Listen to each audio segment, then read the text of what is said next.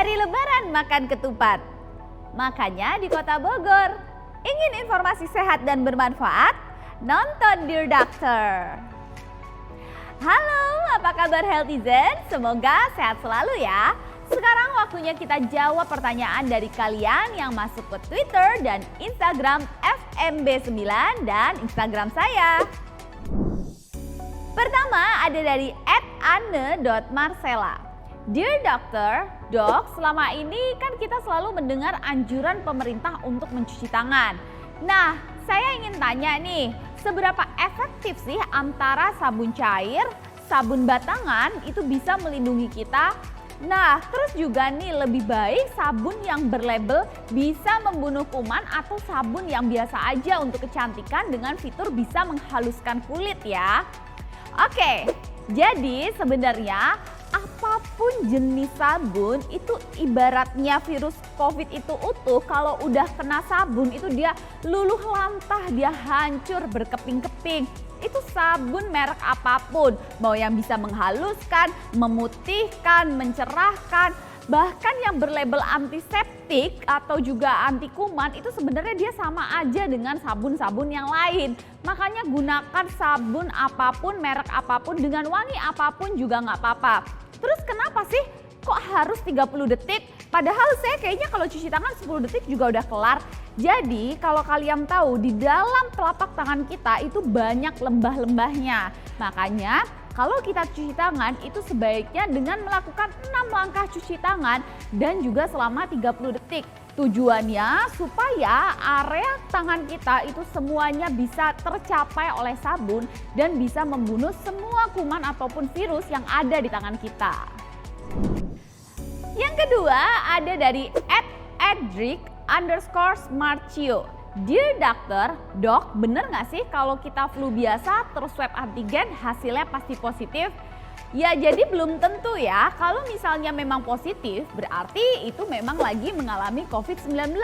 Karena flu dan COVID-19 yang kita tahu itu gejalanya itu sama, bahkan ya mirip banget lah pokoknya. Hanya beda-beda tipis.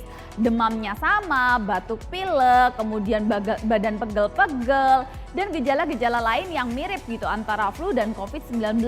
Kalau memang saat itu mengalami batuk pilek dan demam bukan lagi terpapar virus COVID-19, ya pada saat di swab hasilnya pasti negatif. Tapi kalau memang itu positif, berarti saat itu infeksi yang lagi dialami yaitu infeksi COVID-19. Yang ketiga ada dari @axel.kusumadi. Dear Doctor, Dok, kenapa penyintas COVID itu mesti nunggu 3 bulan dulu sebelum bisa divaksin?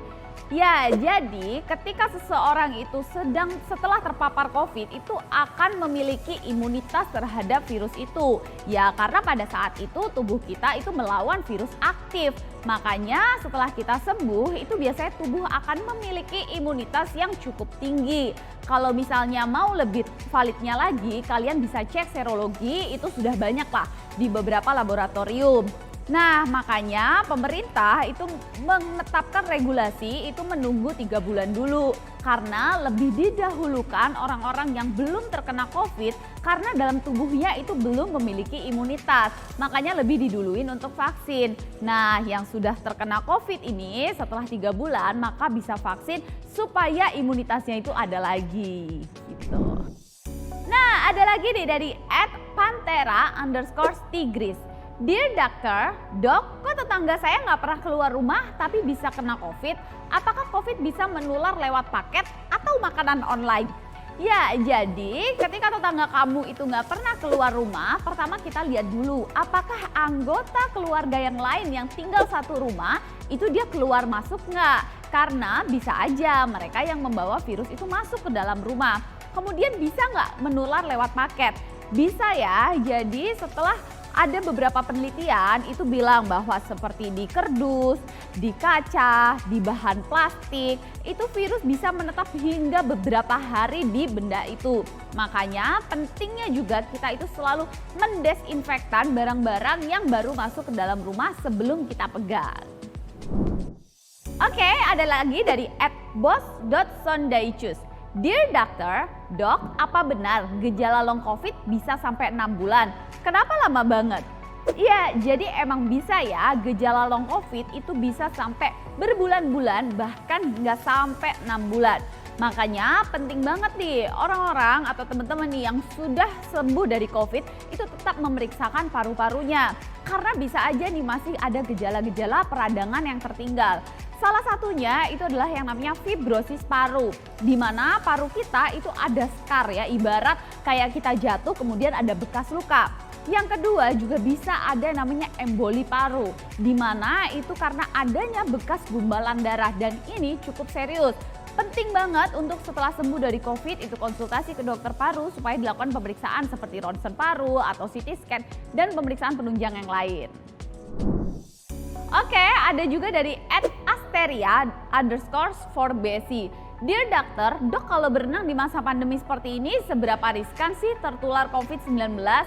Nah, jadi memang ketika kalian di dalam air itu memang COVID-19 itu tidak akan menular melalui situ. Tapi dia akan menular ketika kalian berada di udara.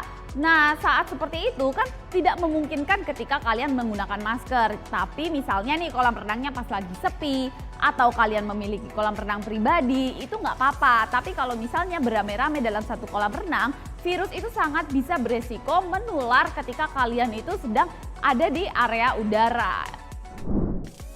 Nah, sekian dulu ya Healthizen. Kalau kalian ada pertanyaan seputar COVID-19, kalian bisa langsung kirim ke Twitter dan Instagram FMB9 atau DM ke akun Instagram saya @nadialaidrus. Sebelum pisah, saya punya pesan dulu nih buat kalian. Malam-malam beli buah, belinya di dekat kuburan angker. Jika kamu ingin keluar rumah, jangan lupa pakai masker. We share, cause we care in Dear Doctor. Terima kasih dan sampai jumpa.